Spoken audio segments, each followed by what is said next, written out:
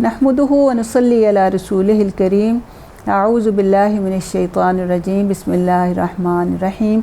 Rabbi इश्रह ली सदरी व यस्सिर ली अमरी वहलुल उक़दतम मिन लिसानी यफ़क़हू क़ौली।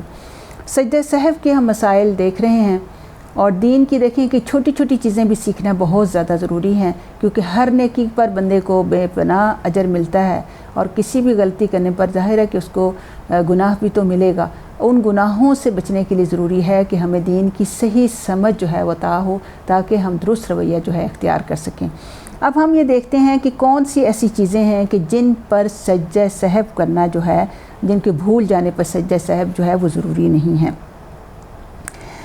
अब देखें, अगर तकबीर तहरीमा के बाद सना और इफ्तिताह सलात की दुआएं, सना यानी सुब्हानक अल्लाहुम्मा व बिहम्दिका जो पढ़ते हैं, या अल्लाहुम्मा बाइद बैनी व बैन ख़ताया, या जो हमने दुआएं सीखी थी, यानी नमाज को शुरू करने से पहले की सूरह फातिहा से पहले जो दुआएं पढ़ी जाती हैं, अगर ये भूल जाए पढ़ना तो फिर इस पर सजदा सहव करना ज़रूरी नहीं है।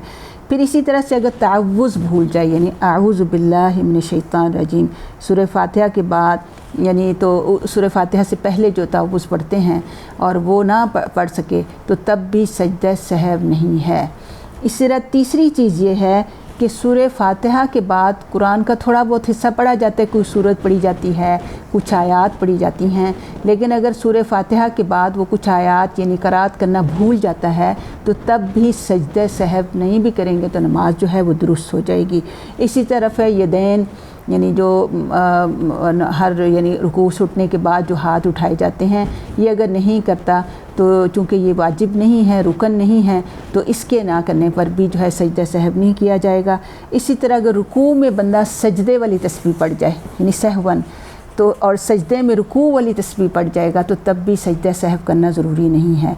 इसी तरह अगर जलसा इस्तराहत जो पहली रकात और तीसरी रकात में दूसरा सजदे से उठने के बाद जो बैठते थे प्यारे नबी सल्लल्लाहु अलैहि वसल्लम, अगर कोई इस सुन्नत पर नहीं अमल करता और जमकर नहीं बैठ पाता, उसे भूल जाता है, तो तब भी सजदा सहव करना ज़रूरी नहीं है। इसी तरह तशहुद में यानी जब बैठता है और उंगली को उठाने या हरकत ना देने पर भी सजदा सहव करना ज़रूरी नहीं है।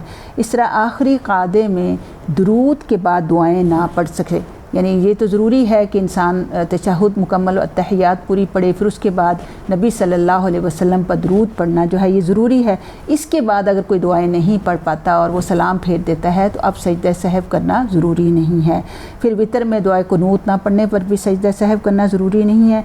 इसी तरह दूसरी तरफ सलाम ना फेरने पर, बंदा ने एक तरफ सलाम फेर लिया, दूसरी तरफ सलाम फेरना भूल गया तो तब भी सजदा सहव करना ज़रूरी नहीं है। नमाज हो जाएगी, बंदा इस्तिग़फ़ार करे जो भी उससे गलती होती है।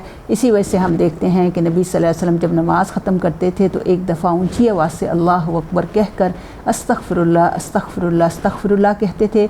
और कहीं रवायात में मिलते हैं कि आप 100 दफ़ा रब्बिग़फ़िरली व तुब अलैया इन्नका अंतत तव्वाबुर रहीम वाला इस्तिग़फ़ार किया करते थे। यानी हर नेक काम करने के बाद भी बंदे को ज़रूर ही इस्तिग़फ़ार कर लेना चाहिए, ताकि जो भी भूल चूक से उससे गलतियाँ हो गई हैं वो माफ़ हो जाएँ। तो ये सजदा सहव के बारे में मुकम्मल हमने अल्हम्दुलिल्लाह सीखा है। अल्लाह ताला हमें दीन के अहकामात को सही तौर पर समझने और उस पर अमल करने की तौफ़ीक़ अता फ़रमाए। वमा अलैना इल्लल बलागुल मुबीन।